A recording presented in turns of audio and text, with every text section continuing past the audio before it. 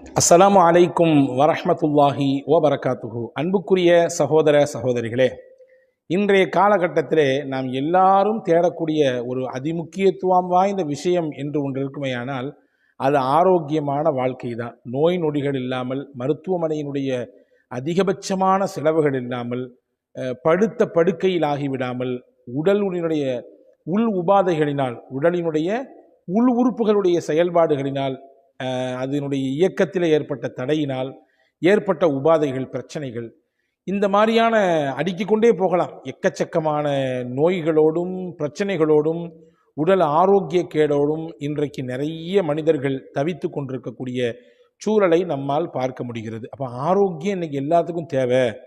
எல்லாரும் துவா செய்ய சொல்கிறார்கள், ஆரோக்கியத்துக்காண்டி துவா செய்யுங்க, இந்தந்த மாதிரி நோய் இருக்குது, இந்த மாதிரி கஷ்டத்தில் இருக்கேன், என் மருத்துவ செலவு இவ்வளோ இருக்குது என்றெல்லாம் நான் சில விஷயங்களை கேள்விப்படுகிறேன்.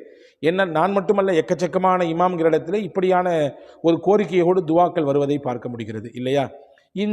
இந்த காணொளியிலே நான் ஒரு முக்கியமான துவாவை சொல்லித்தரப்போகிறேன். முகமது ரசூலுல்லாஹி ஸல்லல்லாஹு அலைஹி வஸல்லம் அவர்கள் தினசரி ஓதிய துவா. இந்த துவாவினுடைய பரக்கத்தினாலே நிச்சயமாக அல்லாஹ் நமக்கும் ஆரோக்கியத்தை தருவான். என்ன துவா, எப்பொழுது ஓத வேண்டும், அதை எப்படி எத்தனை முறை ஓத வேண்டும் என்பதையெல்லாம் காணொளிக்கு உள்ளே நிறைவாக தருகிறோம். இன்ஷா அல்லாஹ் முழுமையாக இதை பாருங்கள், சிறந்த பலன் உங்களுக்கு கிடைக்கும் என்று நான் நம்புகிறேன்.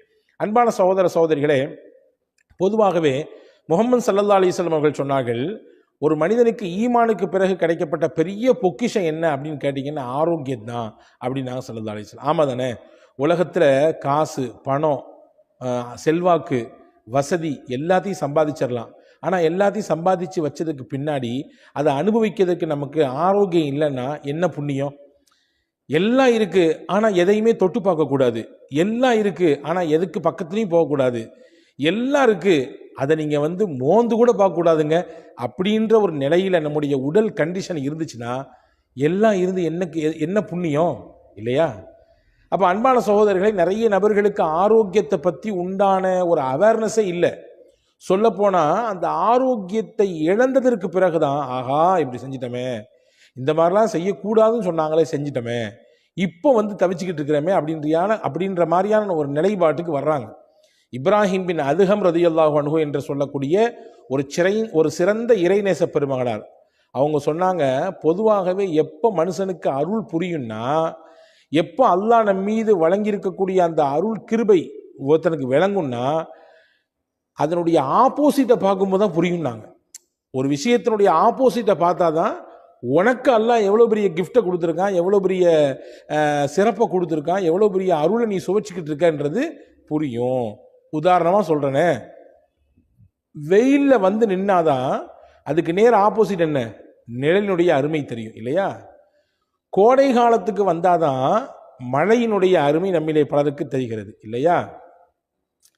அதே மாதிரி இழப்புக்கு வந்தாதான், இழப்பின் சமயத்தில் தான் நம்ம லாபகமாக இருக்கும் பொழுது ஏற்பட்ட நிலைப்பாட்டினுடைய உண்மைத்தன்மை நிறைய நபர்களுக்கு புரிய வருது. அதே மாதிரி தான் நோயினுடைய வாசலுக்கு வந்தாதான் ஆரோக்கியத்தினுடைய அந்த விலை மதிப்பற்ற சூழல் நமக்கு புரிகிறது. எனவே அன்பான சகோதரர்களே, நாம் ஆரோக்கியத்தை இழந்து விட்டோமே, இப்படி ஒரு நோயில் இருக்கிறோமே, இப்படியான ஒரு மருத்துவ செலவோடு டெய்லி கடந்து போராடிட்டு இருக்கிறோமே, இதுக்கெல்லாம் ஒரு விடிவு காலமே வராதா? இதுக்கெல்லாம் நமக்கு ஒரு சரியான ரூட்டே கிடைக்காதா என்பன போன்ற அந்த அவநம்பிக்கையோடு இருப்பதை முதலில் நீங்கள் கைவிடுங்கள். நிச்சயம் எல்லாத்துக்கும் தீர்வு இருக்கு. தீர்வு இல்லாமல் இல்லை. ரசூலுல்லாஹ் சொன்னாங்க, எந்த ஒரு நோயாக இருந்தாலும் அதற்கும் அல்லாஹ் ஒரு மருந்தை வைத்திருக்கிறான். மருந்தில்லாத நோய்களே இல்லை. எனவே எல்லா நோய்க்கும் மருந்துண்டு என்று நம்புங்கள். வெளியிலிருந்து உட்கொள்ளக்கூடிய மருந்துகள் எப்படி அவசியமோ அதே போன்றுதான் ஆன்மீக மருந்தும் அவசியம். நம்முடைய மனதிற்கு, நம்முடைய திடமான உறுதியான எண்ணத்திற்கு, நம்முடைய தன்னம்பிக்கைக்கு, இறை நம்பிக்கைக்கான ஒரு மருந்து தான் ஆன்மீக மருந்து. அது குர்ஆனும் முஹம்மது நபி ஸல்லல்லாஹு அலைஹி வஸல்லம் அவர்கள் கற்றுத்தந்தது. அதை தான் இன்றைக்கு நான் சொல்லித்தரப் போகிறேன். பெருமானா ஸல்லல்லாஹு அலைஹி வஸல்லம் அவர்கள் தினசரி ஓதுவார்கள் ஒரு துவாவை. ஹதீஸிலே வந்திருக்கிறது, அபூதாவுதிலே இந்த ஹதீஸ் இடம்பெற்றிருக்கிறது, அதே மாதிரி அஹமது ஷரீஃபிலே இந்த ஹதீஸ் இடம்பெற்றிருக்கிறது. ரசூலுல்லாஹி ஸல்லல்லாஹு அலைஹி வஸல்லம் காலையிலும் மாலையிலும் 3 தடவை இந்த துவாவை ஓதுவார்கள். நீங்கள் கவனிச்சுக்கணும், நோயாளிகளாக இருக்கக்கூடியவங்களும் சரி, பிரச்சனையோடு இருக்கிறேன், இந்த மாதிரியான ஒரு அறுவை சிகிச்சை இருக்குது, அல்லது இந்த குறிப்பிட்ட நோயில் நாள்பட்ட நோயில் நான் கடந்து நொந்துக்கிட்டு இருக்கிறேன், வலியோடும் வேதனையோடும் புறக்கணிப்புகளோடும், ரொம்ப பெரிய வலி அது. நம்மளை புறக்கணிக்கிற ஒரு சூழல் இருக்குது, அது பெரிய வலியை தரும். இப்படி பல புறக்கணிப்புகளையும் வலிகளையும் வேதனைகளையும் இந்த வாழ்க்கையில் நான் சந்திச்சுக்கிட்டு இருக்கிறேன். சில நேரங்களில் இப்படியும் சில நோயிலே கிடப்பவர்கள் யோசிக்கிறது உண்டு. ஆனால் அந்த யோசனை சரியானதுன்னு நான் சொல்ல மாட்டேன். இப்படி கடந்து துளைகிறதுக்கு போய் சேர்ந்துடலாமே, மொத்தமாக அல்லாட்ட போய் சேர்ந்துடலாமேன்னா நினைக்கிறது உண்டு. ஆனால் அப்படி நினைக்கக்கூடாது. அதை நான் ஆதரிக்கவில்லை. அல்லாவிடத்திலே ஆரோக்கியத்தை கேட்க வேண்டும், அல்லாவிடத்திலே நிவாரணத்தை வேண்ட வேண்டும், அல்லாவிடத்திலே இந்த நோய்க்கான தீர்வைத்தா அல்லா என்று கேட்க வேண்டும், அல்லாவிடத்திலே ஷிஃபாவை கேட்க வேண்டும். அதுதான் நமக்கு மார்க்கம் கற்றுத் தந்திருக்கிறது. நிச்சயமாக நாம் தொடர்ச்சியாக கேட்கும் பொழுது நிச்சயம் அல்லாஹ் தருவான். அதில் நம்பிக்கை இழக்கக்கூடாது. அப்போ ரசூல்லா ஒவ்வொரு நாளும் 3 தடவை ஓதுவார்கள். காலையிலே 3 தடவை, மாலையிலே 3 தடவை. என்ன, யாரெல்லாம் ஓதலாம்? இதை ஆரோக்கியமாக இருக்கிறவங்களும் ஓதலாம். நோயினுடைய வாசலுக்கு வந்துட்டோம், இன்னைக்கு தான் எல்லா ஊடுகள்லையும் எல்லார்ட்டையும் ஃப்ரீயாக வந்து இருக்கிற மாதிரி, பாக்கெட்டில் இருக்கிற மாதிரி சர்க்கரை நோய் வந்து இருக்குது இல்லையா? எத்தனை நபர்களுக்கு அவதிப்பட்டு கொண்டிருக்கிறார்கள். அதே மாதிரி தொடர் சிகிச்சைகள், சில நபர்கள் இப்படியான கஷ்டத்தில் இருக்கிறாங்க, டயாலிசிஸ் போன்ற தொடர் சிகிச்சையில் இருக்கிறாங்க. சில சகோதரர்கள் கேன்சர் போன்ற நோய்களுக்கு தொடர் சிகிச்சையில் இருக்கிறாங்க. சில சகோதரர்கள் இன்னும் சில சொல்ல முடியாத நோய்களுக்கு சிக்கி தவித்து அதனுடைய தொடர் மருத்துவத்தில் இருக்காங்க. மருத்துவம் செய்வது நம்முடைய பொறுப்பு, நம்ம செய்ய வேண்டிய விஷயம். அதே நேரத்தில் வல்ல அல்லாவிடத்திலே துவா செய்வது நம்முடைய கடமை. எனவே நோயில் அகப்பட்டவர்களும் ஓதலாம். நோய்க்கு இப்பொழுதுதான் முகம் கொடுத்திருக்கிறோம், துவக்க நிலைமை இது அப்படின்ற இடத்துல இருக்கிறவங்க ஓதலாம். இளமையில் இருக்கக்கூடியவங்க, நோயெல்லாம் பெருசாக எனக்கு எதுவும் இல்லை, அல்ஹம்துலில்லாஹ் அல்லாஹ் நல்லா வச்சிருக்கான் அப்படின்ற நிலைமை இருக்கிறவங்களும் முன்கூட்டியே முன்னெச்சரிக்கையாக அல்லாவிடத்திலே ஆரோக்கியத்தை வேண்டி இந்த துவா ஓதலாம். 3 தடவை ஓத வேண்டும். காலையில் 3 தடவை, மாலையில் 3 தடவை. ஸல்லல்லாஹு அலைஹி வஸல்லம் ஓதிருக்காங்க. என்ன துவா அது? டிஸ்கிரிப்ஷன்லையும் கொடுக்குறோம், வாய்ப்பு இருந்தால் ஸ்கிரீனிலும் உங்களுக்கு அந்த துவாவை தருகிறோம். அல்லாஹும்ம ஆஃபினி ஃபீ பதனி, அல்லாஹும்ம ஆஃபினி ஃபீ சம்இ, அல்லாஹும்ம ஆஃபினி ஃபீ பஸரி, லா இலாஹ இல்லா அன்த. ரொம்ப அழகான துவா இது. யா அல்லாஹ், என்னுடைய உடலுக்கு நீ ஆரோக்கியத்தை கொடு. யா அல்லாஹ், என்னுடைய செவிப்புலனுக்கு நீ ஆரோக்கியத்தை கொடு. யா அல்லாஹ், என் பார்வை திறனுக்கு நீ ஆரோக்கியத்தை கொடு. உடல் என்று சொல்றாலே எல்லா மொத்த அவயங்களும் உள்ள அடங்கிடும். ஆனால் எக்ஸ்பெஷலி ரொம்ப முக்கியத்துவப்படுத்தி ரசூல் ஸல்லல்லாஹு அலைஹி வஸல்லம் செவியையும் பார்வையையும் என்ன செய்கிறாங்கன்னு சொன்னால் முன்னிலைப்படுத்துகிறாங்க. பொதுவாகவே இந்த ரெண்டும் மனிதனுடைய உறுப்புகளில் ரொம்ப முக்கியமான உறுப்பு. பார்வை இருந்தால்தான் பலதை பார்க்க முடியும், செவித்திறன் இருந்தால்தான் பேசுவதை கேட்க முடியும். இந்த ரெண்டுமே ஒரு விஷயத்தை கிரகித்துக் கொள்வதற்கு, உள்வாங்கிக் கொள்வதற்கான மிக முக்கியமான அவயங்கள், மிக முக்கியமான உறுப்புகள். காலப்போக்கில் சில நேரங்களிலே சிலருக்கு இந்த உறுப்பின் செயல்பாடு முற்றிலுமாக அருந்து போயிடுது. காலப்போக்கில் சில நபருக்கு பார்வை இல்லாமல் போயிடுது. காலப்போக்கில் சில நபர்களுக்கு செவிப்புலன், அந்த கேட்கும் ஆற்றல், அந்த திறன் இல்லாமல் போயிடுது. எனவே அதை முக்கியத்துவம் படுத்தி ரசூல் ஸல்லல்லாஹு அலைஹி வஸல்லம், யா அல்லாஹ், என் உடம்புக்கு நீ ஆரோக்கியத்தை தரணும், என்னுடைய பார்வைக்கும் என்னுடைய செவிப்புலனுக்கும் நீ கொடுக்கணும்னு கேட்டாங்க. லா இலாஹ இல்லா அன்த, உன்னை தவிர வணங்குவதற்கு தகுதியானவன் யாருமே இல்லை. இந்த துவாவை ரசூலுல்லாஹ் என்ன செய்வாங்களாமா, டெய்லி காலையில் 3 தடவை ஓதுவாங்களாம், மாலையில் 3 தடவை ஓதுவாங்களாம். இந்த துவாவை பற்றி எழுதும் பொழுது பெருமக்கள் சொல்றாங்க, யார் இதே நம்பிக்கையோடு, ரசூலுல்லாஹ்வுடைய பரக்கத்தான நாவிலிருந்து வந்த துவா இது, ரசூலுல்லாஹி ஸல்லல்லாஹு அலைஹி வஸல்லமுடைய திருநாவினால் தினசரி மொழியப்பட்ட ஓதப்பட்ட துவா இது. அந்த நம்பிக்கையில், அந்த யகீனோடு எவர் ஒருவர் இந்த துவாவை தினசரி 3 முறை, காலையிலும் 3 முறை, மாலையிலும் ஓதி வருகிறாரோ, நிச்சயமாக அல்லாஹ் அவருக்கு ஏற்படுத்தி இருக்கக்கூடிய அந்த சுகவீனத்திலிருந்து மாற்றத்தை தருவான்.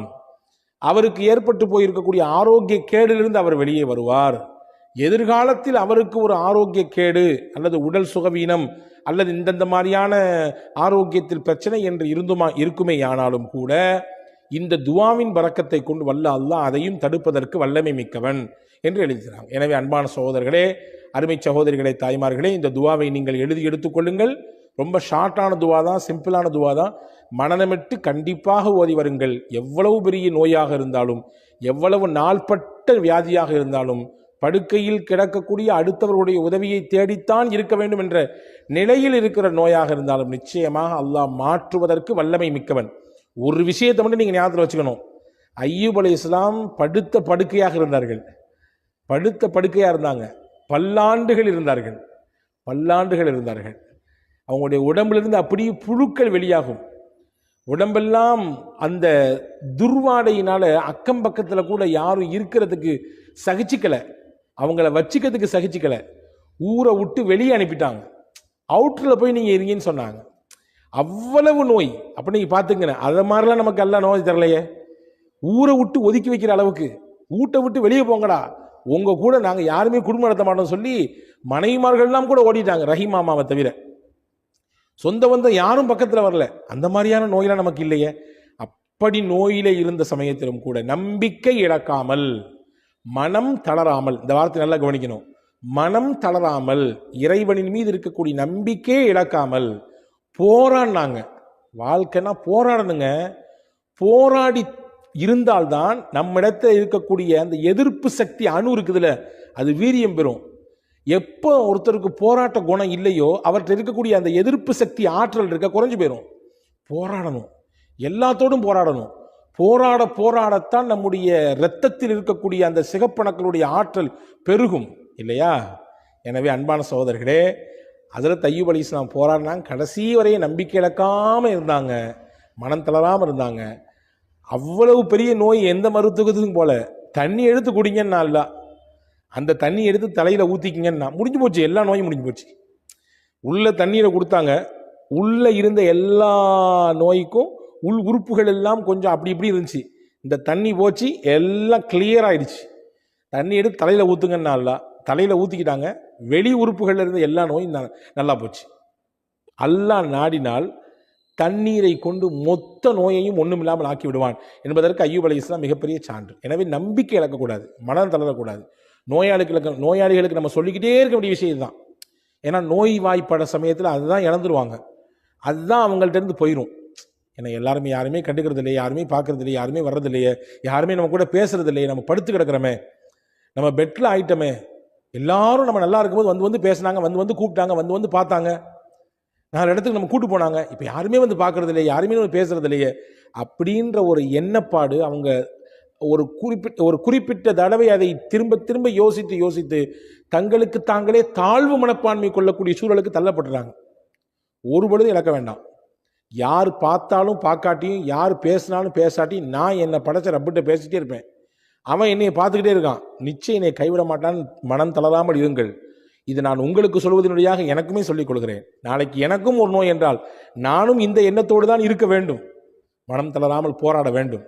இந்த துவாவை ஓதுங்கள். நிச்சயம் வல்ல அல்லாஹ் நிச்சயமாக அதிலிருந்து வெளியே வருவதற்கான வாய்ப்பை தருவான். வல்ல அல்லாஹ் உங்களுக்கும் எனக்கும் சிந்திக்கக்கூடிய, அதன்படி தொடர்ந்து செயலாற்றக்கூடிய நல்ல தௌஃபீக்கை, நாயகத்தின் வழியிலே நிலைத்து வாழக்கூடிய நல்ல வாய்ப்பை அல்லாஹ் உங்களுக்கும் எனக்கும் எல்லா மக்களுக்கும் வழங்குவானாக. ஆமீன். வஸ்ஸலாம்.